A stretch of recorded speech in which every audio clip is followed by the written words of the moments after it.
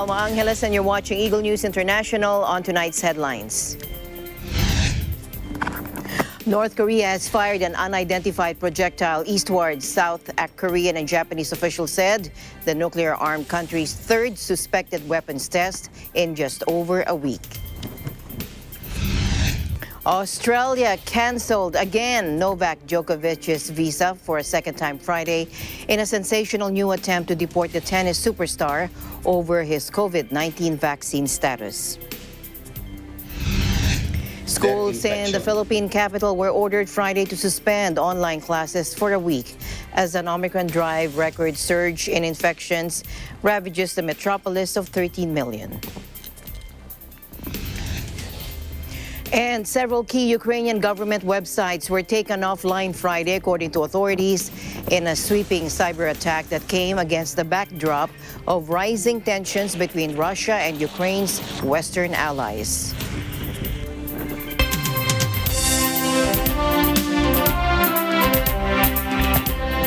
First in our news, North Korea has fired an unidentified projectile eastward. That, according to South Korean and Japanese officials today, the nuclear-armed country's third suspected weapons test in just over a week. Seoul's Joint Chiefs of Staff said North Korea fired unidentified projectile eastward. Japan's Coast Guard said it had detected the launch from North Korea of what appears to be a ballistic missile or missiles at 14H-55. A Coast Guard spokesman told AFP it was still analyzing where it fell and whether it was one object or multiple.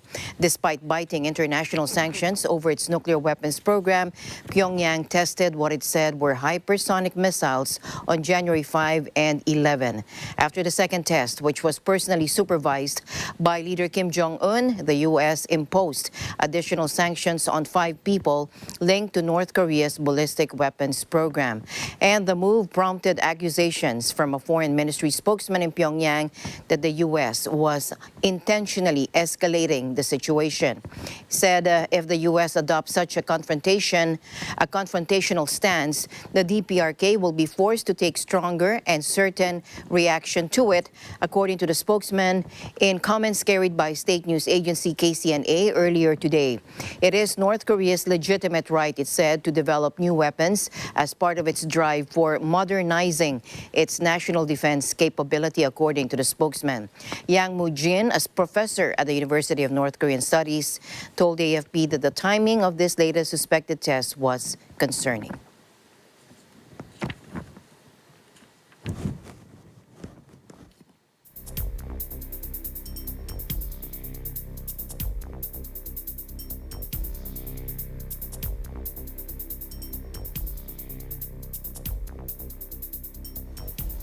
Meanwhile, as I mentioned earlier, Yang Moo-jin, a professor at the University of North Korean Studies, said that the timing of this latest suspected test was concerning. Here he is. Let's take a listen.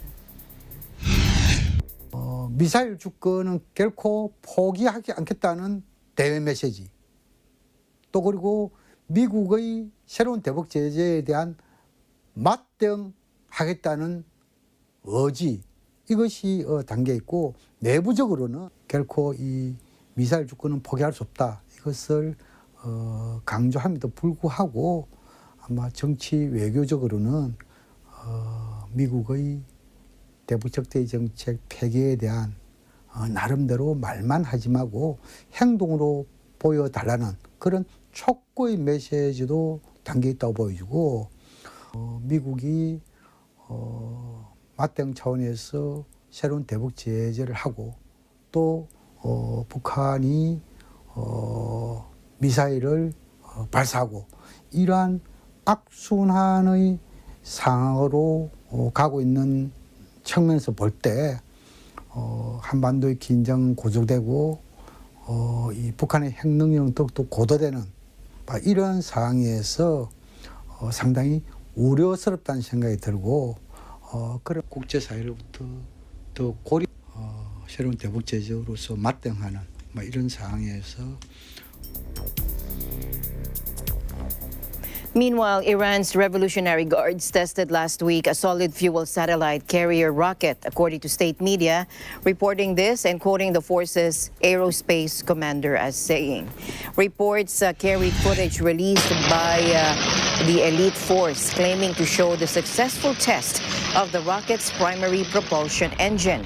The test marked the first time Iran used a solid-fuel rocket rather than a liquid-fuel one, according to the Guards Aerospace Commander Brigadier General Amirali Hajizadeh. Iran can now send more satellites into space, he said, according to the reports carried by state media. And the test came amid the ongoing negotiations in Vienna that aim to revive Tehran's 2015 nuclear deal with world powers.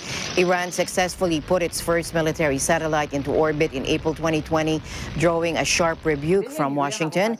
The U.S. has repeatedly voiced concern that such launches could boost Iran's ballistic missile technology. But Iran insists it is not seeking nuclear weapons and that its satellite and rocket launchers are for defensive purposes only. It wasn't clear when the latest test took place last week. Solid-fuel rockets can be used for mobile launchers, while pure solid-fuel rockets are mostly linked to ballistic missile systems. And Australia canceled Novak Djokovic's visa for a second time today in a sensational new attempt to deport the tennis superstar over his COVID-19 vaccine status. The government acted 3 days ahead of the Australian Open, putting the unvaccinated Serbian's dream of a record 21st Grand Slam in extreme peril.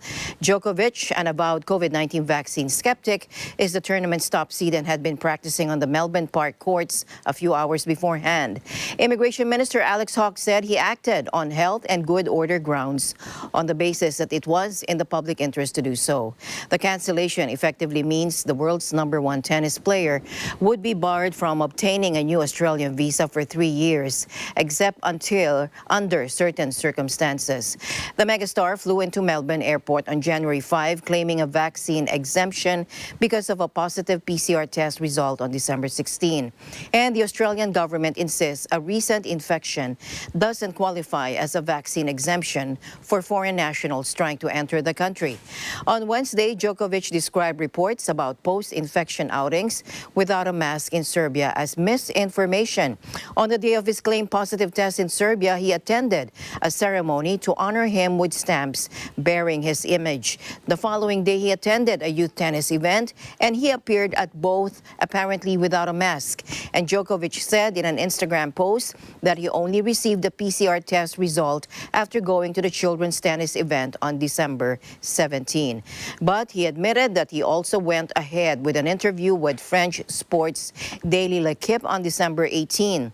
The tennis star also admitted to a mistake on his Australian travel declaration, in which a box was ticked indicating that he had not or would not travel in the 14 days before flying to Melbourne. In fact, social media posts and reports show he flew from Serbia to Spain during that period. Djokovic blamed his support team for this in mistakenly ticking the box. In another development, tennis star Novak Djokovic's last-gap bid to avoid deportation and play in next week's Australian Open suffered a potential setback again when his case was now transferred to the federal court. Judge Anthony Kelly said a new court and a new judge would have to hear the challenge to Djokovic's visa being canceled for the second time, despite warnings from the star's lawyers that the move could slow proceedings. Meanwhile, schools in the Philippine capital Manila were ordered to suspend online classes for a week as an Omicron drive-in record surge in infections ravages the metropolis of 13 million. In Manila, here's Mayor Isko Moreno. Mataas po ang anxiety level ng mga magulang para sa kanilang mag-aaral na estudyante. At ganun din yung anxiety level ng mga guro. Marami tayong mga guro ngayon infected. No? Marami rin tayong mga estudyante infected ng COVID-19.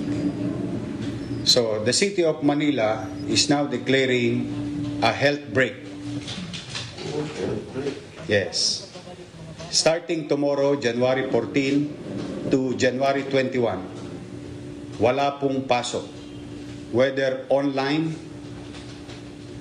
or physical classes. All levels, para magka-health break naman ang lahat. Mabawasan ang anxiety level ng teacher at makapagpahinga yung mga teacher. I know some of them, most of them are doing online despite their infection. The Department of Education, National Capital Region on Friday suspended classes for public schools from January 15 to 22 due to the rise in infections. The move to pause lessons comes days after the National Department of Education gave schools around the archipelago the option to suspend classes for 2 weeks this month as Omicron whips across the nation. A pilot return of some schools to in-person lessons in November was suspended in December as infections rose. The government has also shortened the isolation period for people with mild symptoms of the disease from 10 to 7 days. The number of new cases hit a record 37,207 today, with more than 3 million in the country infected since the start of the pandemic.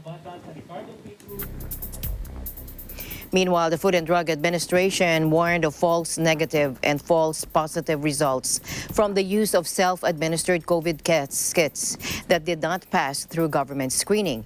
In a televised interview, FDA officer in charge, Director General Oscar Gutierrez Jr. said a false negative COVID test result could give the tested individual a false sense of security that he or she cannot infect others. Take a look. Sa merkado ay nagpe-perform po ayon sa inaprubahan ng FDA. Pero kailangan maintindihan po natin na talagang may mga pagkakataon na may tinatawag na false negative, false positive. Kaya po importante po yung guidelines ng DOH ay masunod natin. Kasi pagka false negative po, false sense of security po ang mangyayari. Akala mo ikaw ay walang, hindi ka pwedeng makahawa. Pag naman false positive naman, unnecessary panic naman po on the part of the patient. Kaya po, importante po na sundin po natin ang ilalabas na guidelines ng DOH. Kung meron pong mga produkto na sa merkado na hindi naman dumaan sa FDA, hindi po natin masisiguro yan. Now, still, he noted false positive or false negative results are possible even for FDA-approved products, which is why he said the guidelines to be released by the DOH for self-administered COVID-19 test kits will be crucial. As hospital and ICU rates continue to rise, nurses, unions, and other healthcare organizations continue to call for the Ontario government to repeal Bill 124, which currently limits nursing salaries. Here's Joshua Santillana from our EBC Canada Bureau to tell us more. This week in Ontario, more and more healthcare workers are demanding the repeal of Ontario's Bill 124, a wage legislation that has impacted healthcare professionals, registered nurses, and nurse practitioners negatively amidst the COVID-19 pandemic. Passed in 2019 as a Protecting a Sustainable Public Sector for Future Generations Act, Ontario Legislative Assembly claims Bill 124 ensures increases in wage compensations reflects the fiscal situation of the province and therefore will protect the sustainability of public services. However, the bill suppresses the wage increase for healthcare workers, those who are in the front lines of this pandemic. Because of Bill 124, wage increases are only a maximum of 1% total compensation, lower than the rate of inflation, for 3 years for registered nurses, nurse practitioners, and healthcare professionals. More Ontarians are demanding that the government bring their attention to the health system on the verge of collapse, especially now during the Omicron variant's peak, where hundreds of thousands are testing positive for the virus in the province. Ontario continues to see one of its biggest healthcare staffing shortage in hospitals and other healthcare facilities. It is important to note that these healthcare workers provide care not only to patients with COVID, but also to those admitted to hospitals and healthcare facilities for non-COVID related illnesses. As of January 9, the total number of active cases within the province is 137,822.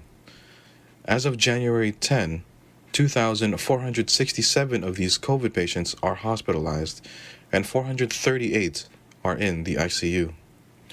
In Toronto, Joshua Santillana, Eagle News. We live in interesting times. Meanwhile, Hong Kong announced a ban on passengers from more than 150 nations transiting its airport on Friday as China ramps up strict antivirus travel measures ahead of the Winter Olympics.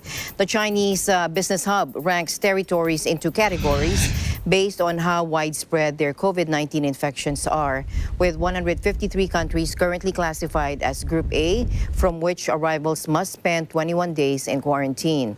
Hong Kong's airport said anyone who has spent time in the last 3 weeks in any of those countries would be banned from transiting from Sunday.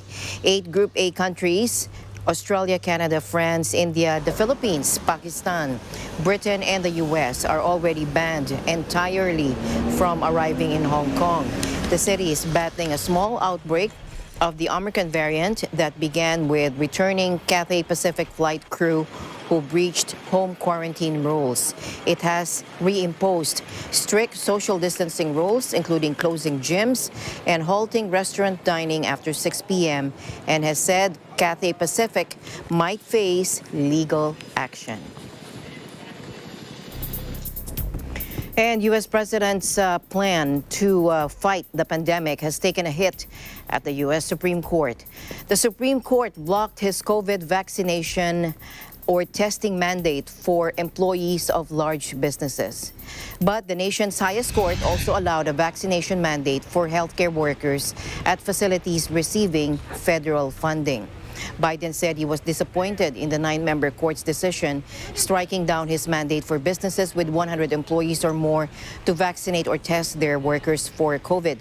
The Supreme Court's 6 conservative justices ruled the mandate would represent a significant encroachment into the lives and health of a vast number of employees. Vaccination has become a politically polarizing issue in the United States, where approximately 63% of the population is fully vaccinated.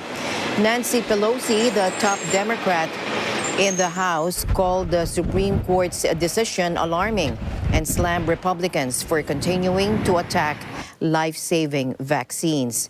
Meanwhile, Republican Senator Rick Scott of Florida, however, said the court's ruling sends a clear message. Biden is not a king, and his gross overreaches of federal power will not be tolerated. Meanwhile, former President Donald Trump welcomed the business ruling. The Supreme Court has spoken, he said, confirming what we all knew: Biden's disastrous mandates are unconstitutional. Trump said in a statement, "We are proud of the Supreme Court for not backing down no mandates." In his statement, Biden said it is now up to states and individual employers to determine whether they should be requiring employers or employees to take simple and effective step of getting vaccinated. He said the Supreme Court ruling does not stop me from using my voice as president to advocate for employers to do the right thing to protect Americans' health and economy.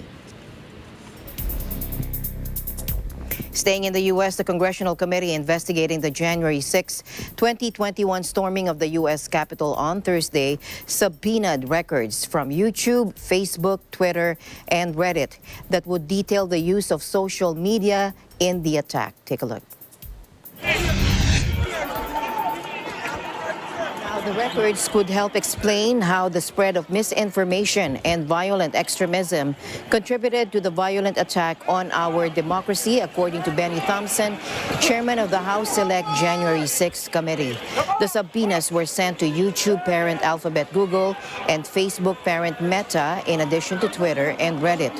Meta has produced documents to the committee on a schedule committee staff requested, and we will continue to do so, the social network titan told AFP. Reddit and Alphabet also said they are working with the committee to provide the requested information, while Twitter declined to comment. The committee is probing how the attack, which shut down the U.S. Congress, came together and whether former President Donald Trump and members of his circle had any part in encouraging it. In other news, a 6.6 magnitude earthquake struck off Indonesia's Java Island today, according to the U.S. Geological Survey, as buildings were reported shaking in the capital, Jakarta. The quake hit to the island's southwest at a depth of 37 kilometers at 9:05 GMT, according to the USGS. No tsunami warning was issued and there were no immediate reports of casualties or damage. But the tremor was felt in the capital and shook buildings, according to AFP journalists. Some Jakarta residents were evacuated from buildings and hundreds were waiting outdoors after the quake, according to an AFP reporter there. Indonesia experiences frequent quakes due to its position on the Pacific Ring of Fire, an arc of intense seismic activity where tectonic plates collide, which stretches from Japan through Southeast Asia and across the Pacific Basin. Back here in the country, the Philippine government has lifted the entry ban on travelers coming from countries placed under the red list from January 16 to the 31st, according to Malacanang. Take a look. Naaprubahan din po ng IATF ang bagong country risk classification na mag-take effect simula sa linggo, January 16, 2022 hanggang January 31, 2022. Ang mga sumusunod na bansa, teritoryo o jurisdictions ay nasa ilalim ng red list. Antigua and Barbuda, ang Aruba, Canada, Curaçao, French Guiana, Iceland, Malta, Mayotte, Mozambique, Puerto Rico, Saudi Arabia, Somalia, Spain, at ang US Virgin Islands. Previously, only Filipinos from red list countries returning via Bayanihan flights or repatriation efforts are exempted from the travel ban. However, the country's borders remain closed to foreign tourists. Nograles said fully vaccinated travelers coming from the red list countries shall be required to present a negative reverse transcription polymerase chain reaction or RT-PCR COVID test 48 hours before departure from the country of origin, undergo a facility-based quarantine with an RT-PCR COVID test on the 7th day, and complete home quarantine up to the 14th day from their arrival to the country once they get a negative result. And the news continues here on Eagle News. We'll be right back.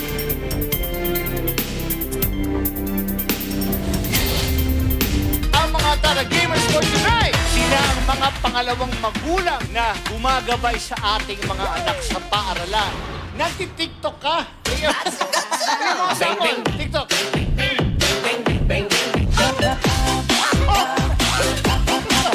Yan ang mga teachers natin ngayon, di ba? Eto na! Kamay sa batok! Gladys! Yes, wait. Sa batok. Ay! Ano ang ibig sabihin ng letrang R sa MTRCB? Bakit rin mo pinasa? Sagana na siya sa love life. Ito ang Tara Game!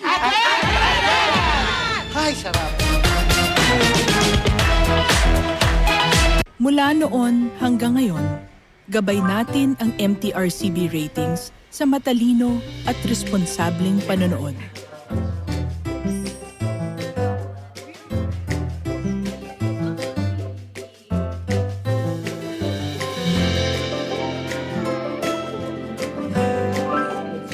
Sa tamang pagsunod sa MTRCB ratings, ginagawa nating ligtas at makabuluhan ang panonood ng bawat miyembro ng pamilyang Pilipino. Lumipas man ang panahon, hanggang may pamilyang Pilipino, andyan ang MTRCB.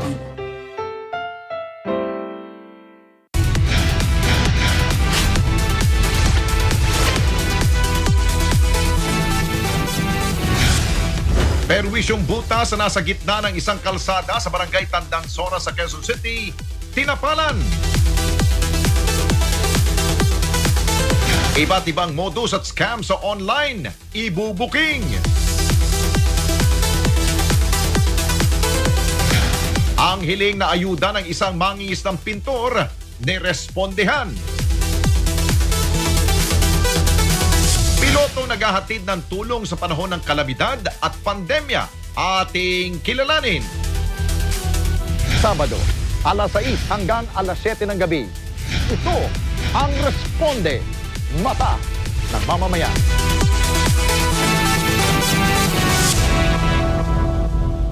Buongiorno, signore e signore. I will cook for you. I will add special ingredient, 1/4 cup of Ang iba't ibang gamit ng karate bukod sa self-defense. Uy! Lulusong kayo sa tubig, isa-isa kayong pupunta dito para punuin yung tubig na yan. Sa pamamagitan ng pagpiga na inyong damit, pero hindi nyo humubalik.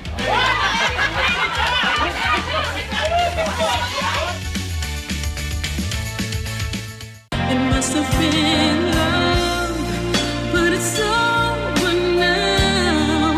It was all that I wanted, now I'm living without. It must have been love. Hi, this is Faith Neten. Please catch me on Letters and Music, on air and online this coming Sunday, January 16 from 1 p.m. Only here on Net 25. See ya!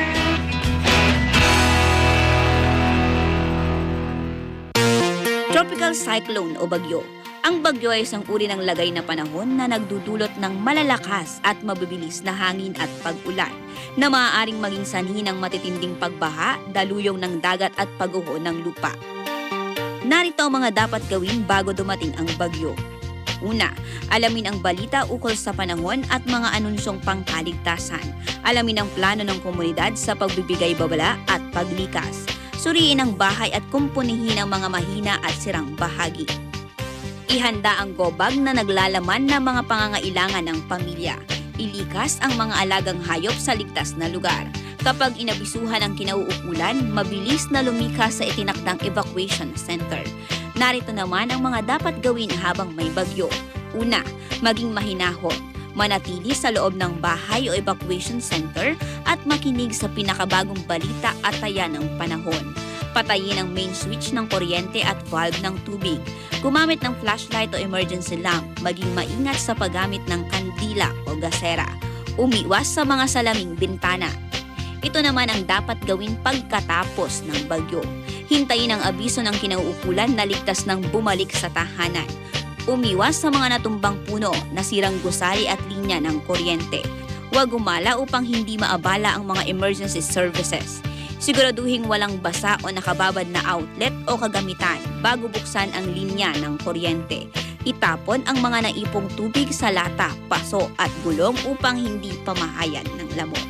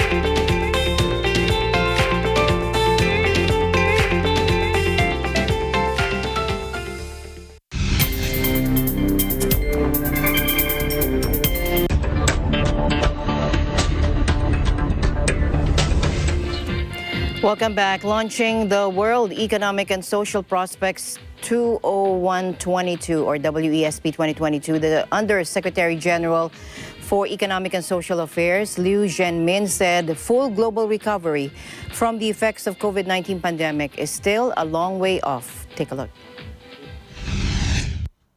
After a deadly global economic contraction in 2020, last year, 2021, was marked by global economic recovery, although it remains uneven and fragile. Significant progress in vaccinations, along with supportive macroeconomic policies in a number of countries, made this possible, with several economic activities returning to pre-crisis levels. But a full global recovery is still a long way off. Job creation has not yet made up for the earliest losses, with employment deficits disproportionately affecting women and the youth. At the same time, the spread of the new COVID-19 variants, supply shortages, rapidly rising inflation in many parts of the world, and the looming debt challenges are clouding the economic outlook. All these factors threaten to slow the pace or even reverse the hard-won achievements of the 2030 Agenda for Sustainable Development. The robust recovery in 2021, driven by strong consumer spending and some uptick in investment, with trade in goods surpassing pre-pandemic levels, marked the highest growth rate in more than 4 decades, according to the report. Yet the momentum for growth, especially in China, the United States, and the European Union, slowed considerably by the end of 2021 as the effects of monetary and fiscal stimuli began to recede and major supply chain disruptions emerge. Rising inflationary pressures in many economies are posing additional risks to recovery. Now, yes, the recovery is likely to continue, but against stronger winds, and that was announced by IMF's Managing Director Kristalina Georgieva in an event hosted by the Center for Global Development in Washington, D.C. Georgieva expressed her concern over how this new wave of infections will affect divergence, inflation, and debt. And she urged economies to assess how strong their defenses are against COVID-19 and how much policy space do they have to boost their businesses and support their households, especially the vulnerable ones. Take a look. I would have liked very much to have a more optimistic outlook at the beginning of the year.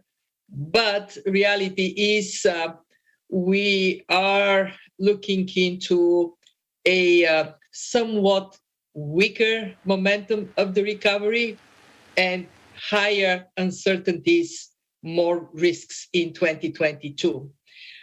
To give you the perspective from the fund, already towards the end of the previous year, we were concerned that the recovery was weakening. Why? Because the two big engines of the world economy, the US and China, both were slowing down vis-a-vis projections from the summer. And now we also have Omicron. For us at the fund, it is not a surprise that there is a new wave. It has gone up dramatically during the pandemic, not surprisingly. We have never seen such a boost in debt levels since the Second World War. Now, if you take public and private debt collectively at 256% of GDP, that is particularly heavy on countries with weaker fundamentals and higher debt levels.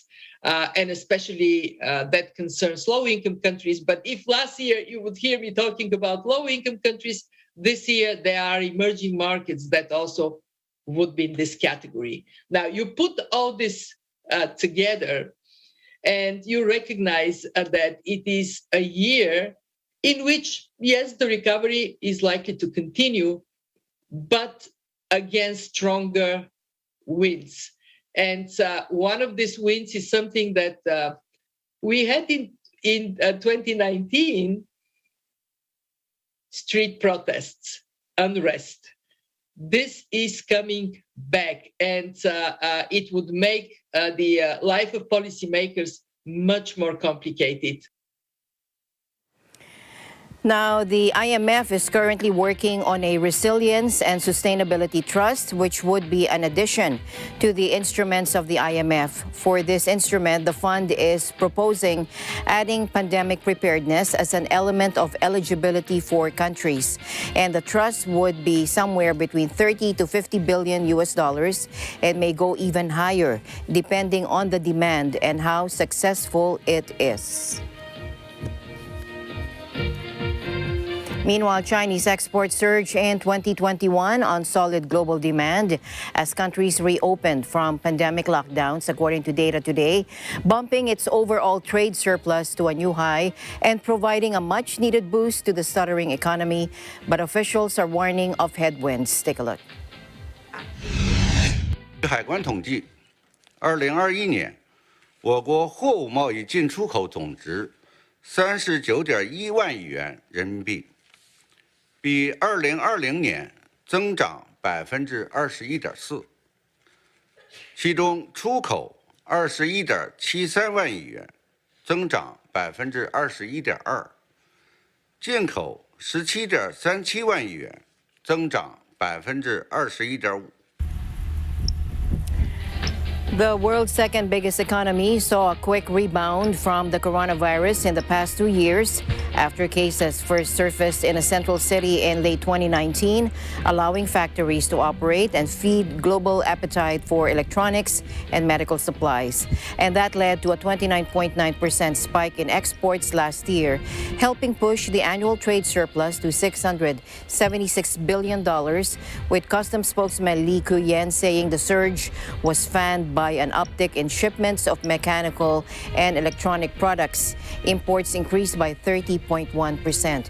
But while China handed in a dazzling report card in the face of challenges, Li told reporters Friday that the economy faces triple pressures of demand contraction, supply shock, and weakening expectations. Now to the UK now, where Health Secretary Sajid Javid announced he is shortening the isolation period for people in England who test positive for COVID-19 for a minimum of 7 days to 5 days, subject to 2 negative tests to minimize the impact of these quarantines on the economy. Take a look. UK HSA data shows that around 2/3 of positive cases are no longer infectious by the end of day 5. And we want to use the testing capacity that we've built up to help these people leave isolation safely. After reviewing all of the evidence, we've made the decision to reduce the minimum self-isolation period to 5 full days in England. From Monday, people can test twice before they go, leaving isolation at the start of day 6. Now, this follows the government cutting the quarantine period in England from 10 to 7 days in December as it sought to mitigate the fallout from an unprecedented wave of new cases fueled by the Omicron variant. The United States also switched to a 5-day isolation period last month. Javid noted that data from the UK Health Security Agency showed around 2/3 of positive COVID cases were no longer infectious by the end of day 5 of staying at home, as we heard earlier. And the government hopes the shortening of the mandatory isolation period will help ease the staffing shortages, alongside an earlier change allowing close contacts to test daily rather than also stay at home.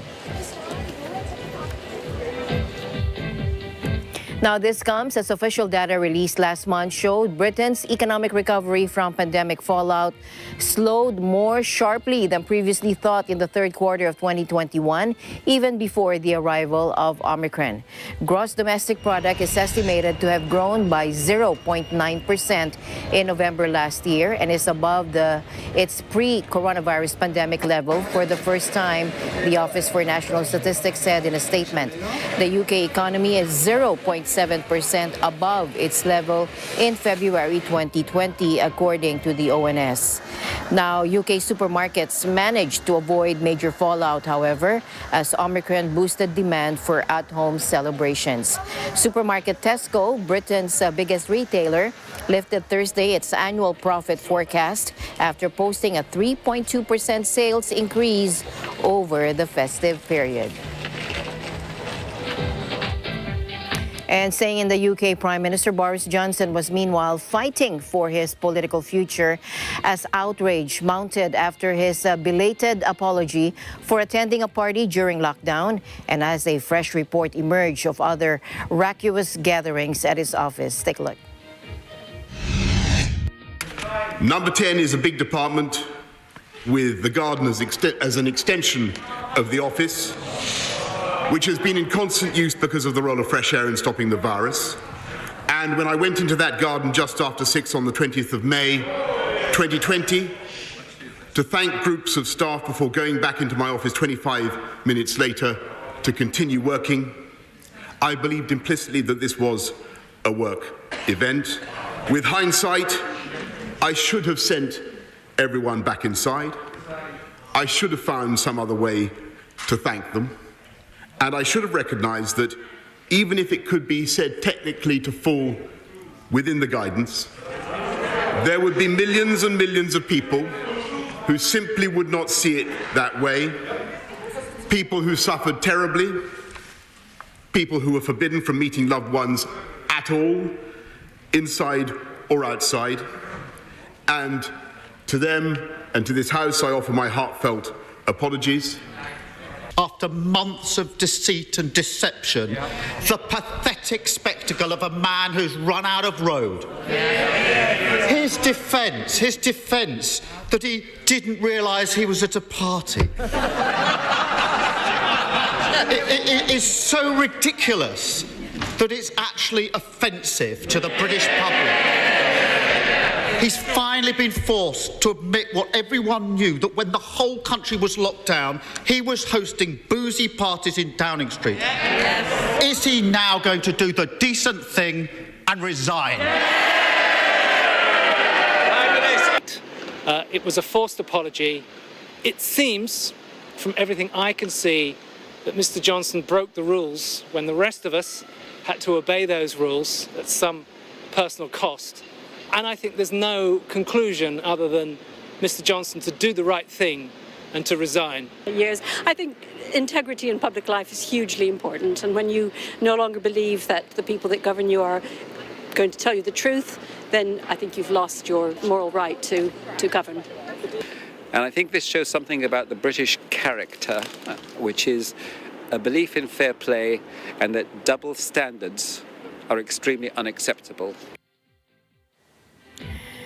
Now, the scandal looks set to deepen as the conservative-leaning Daily Telegraph published an exclusive claiming Prime Minister Johnson's staff held an alcohol-fueled party just hours before the socially distant funeral of Prince Philip in April 2021.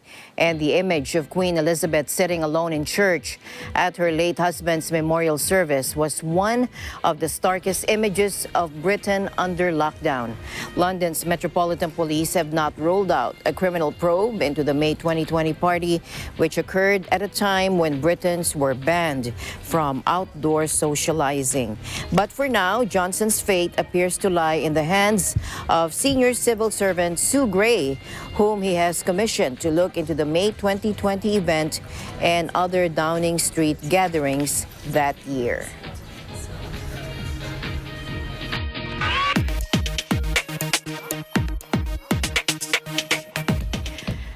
North Korean hackers stole around $400 million worth of cryptocurrency through cyber attacks on digital currency outlets last year. That is according from blockchain data platform Chain Analysis. Pyongyang is under multiple international sanctions over its atomic bomb and ballistic missile developments, but analysts say the North has also built up its cyber capabilities with an army of thousands of well-trained hackers who extract finances to fund the state's weapons programs. In 2021, the hackers launched 7 attacks on crypto platforms, extracting assets from internet-connected hot wallets and moving them to North Korean-controlled accounts, according to Chain Analysis.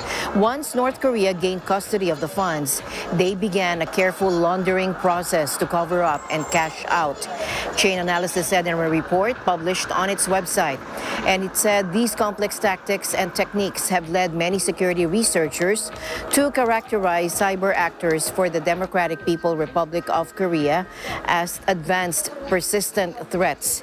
The report highlighted the rise of Lazarus Group, which gained notoriety in 2014 when it was accused of hacking into Sony Pictures Entertainment as revenge for The Interview, a satirical film that mocked leader Kim Jong-un. The United States imposed new sanctions on North Korea this week, following what Pyongyang called hypersonic missile tests on January 5 and 11.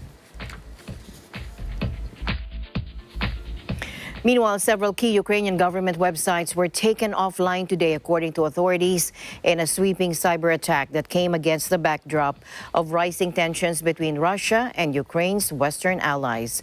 As a result of a massive cyber attack, the websites of the Ministry of Foreign Affairs and a number of other government agencies are temporarily down. A foreign spokesman told AFP the Education Ministry wrote on Facebook that its website was down due to a global cyber attack that had taken place overnight.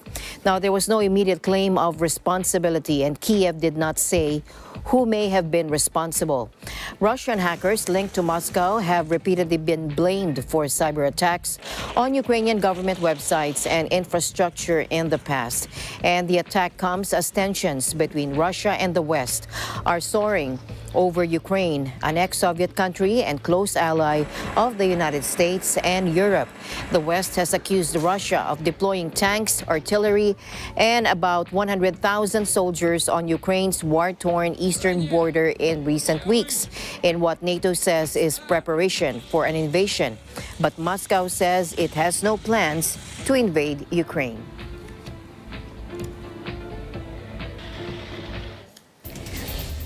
And the news continues here on Eagle News. We'll be right back after this short break.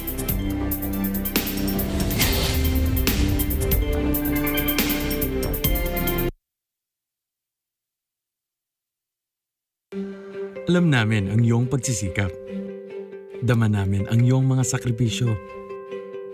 Kita namin ang pagharap mo sa bawat pagsubok. Kaya sa kabila ng mga hamon ng buhay, nandito kami para umalalay. Kasi katulad mo, gusto rin namin ang magandang bukas para sa kanya. Hatid namin ang dekalidad na edukasyon at makabagong pasilidad sa abot kayang halaga. Kaya huwag ka na mangamba, sasamahan ka namin tuparin ang mga pangarap niya.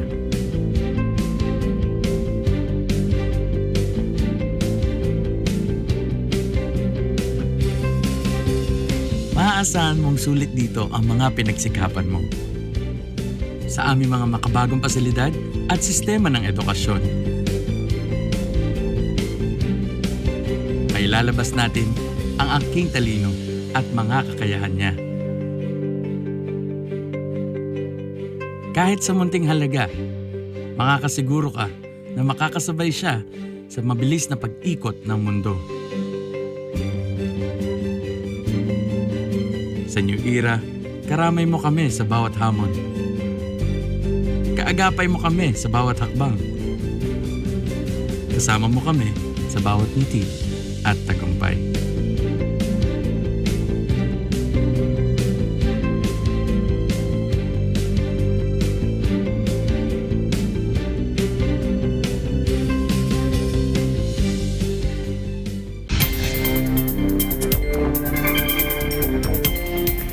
Welcome back. Let's look at the stories making headlines around the world. China on Friday dismissed a rare public warning by British security services that a suspected Chinese agent was trying to influence lawmakers, saying it was the result of watching too many 007 movies.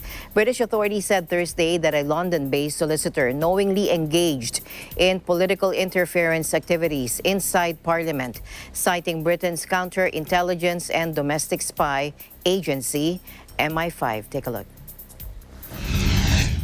中国历来奉行不干涉别国内政的原则，我们没有必要，也不会从事所谓的干预活动。个别人可能是007电影看多了，产生过多不必要的联想。 Now, Kristen Lee had reportedly worked on behalf of the Chinese Communist Party to gain influence through donations, according to the Office of House of Commons Speaker Lindsay Hoyle. China's foreign ministry denied engaging in interference activities, blasting the accusations as alarmist remarks based on some individuals' subjective assumptions. MI5 security notice said Lee was acting on behalf of the United Front Work Department of the Chinese Communist Party and answered to figures in China and Hong Kong. Lee had previously been celebrated as a link between China and Britain, and it was unclear what evidence sparked MI5's public warning, a highly unusual move from the intelligence services. In other news, huge numbers of French teachers went on strike, with the biggest teachers union saying half of primary schools were closed as staff demand clarity from the government on coronavirus measures. Take a look. De faire craquer l'école, c'est-à-dire que depuis le début de la crise, les enseignants portent à bout de bras l'école et aujourd'hui les bras lâchent parce qu'on a toujours des protocoles qui se mettent en place, on n'anticipe pas sur les protocoles, on les apprend la veille pour le lendemain par la presse. Il y a une méthode aussi du ministre Blanquer qui agace, qui cristallise la colère.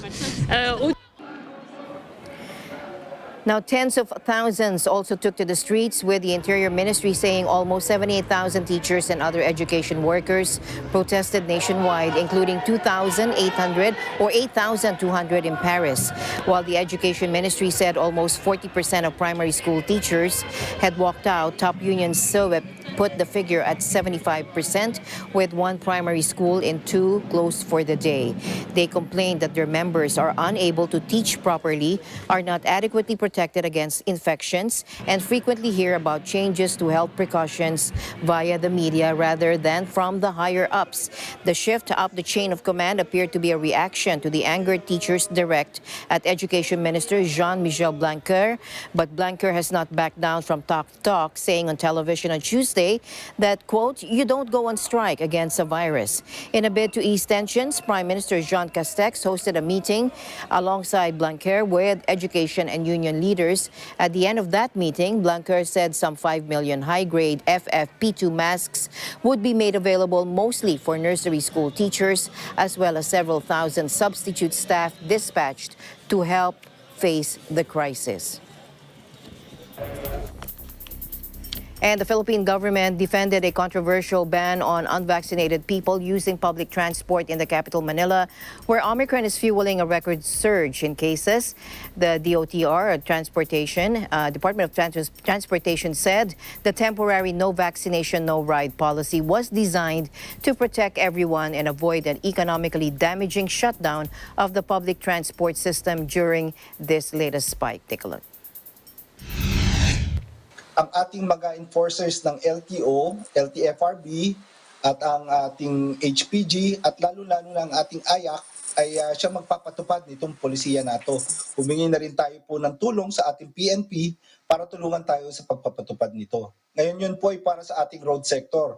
Ngayon po sa ating mga riles at sa ating mga maritime at aviation sector, bago po kayo makapasok sa mga terminal nila o sa mga stasyon nila, ay check na po nila kung meron kayong vaccination card at ID. Ating pong pinagbabawalan ay ang paggamit po ng ating pampublikong sasakyan. Hindi namin po ang pinagbabawalan ang right to travel ng bawat mamamayan natin. Ang hindi lang po pwede ay ang hindi mga bakunado na gumamit ng pampublikong sasakyan.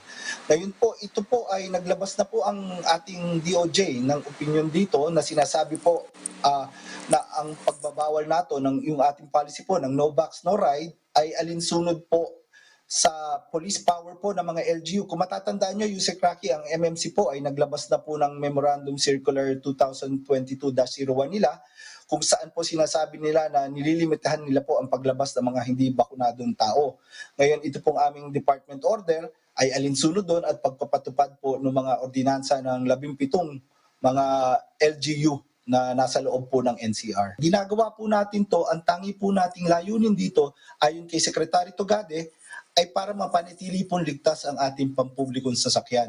Kasi po pag hindi natin ginawa ito at nagkaroon po ng outbreak or transmission sa ating pampublikong sasakyan, mapipilitan na naman po tayong isara ito. Katulad po nung nangyari noon sa MRT, nung tumaas po yung kaso ng kanilang mga COVID positive doon. Ngayon, pag sinara po nito, sino po ba ang maaapektuhan nito? Ang maaapektuhan po nito ay yung mga mamamayan natin.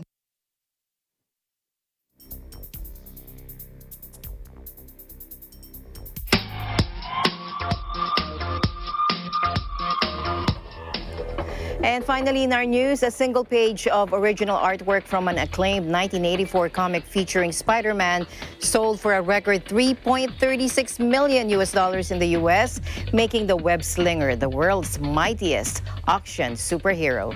The page features the first appearance of Spidey's black symbiote suit that would later lead to the creation of anti-hero Venom and artwork by Mike Zeck from Marvel's Superhero Secret Wars #8. The bidding for the artwork started at $330,000. The previous record for a single page of artwork from the interior of an American comic book was a frame showing the first image of Wolverine in a 1974 issue of The Incredible Hulk. The page sold for $657,250. And with that, we end today's program. As always, I'll end the day on a thoughtful note. Challenges may often come our way, but sometimes it takes a good fall to know where we really stand. And this has been Eagle News International. I'm Alma Angeles. Stay alert and stay informed because we live in interesting times. Good night.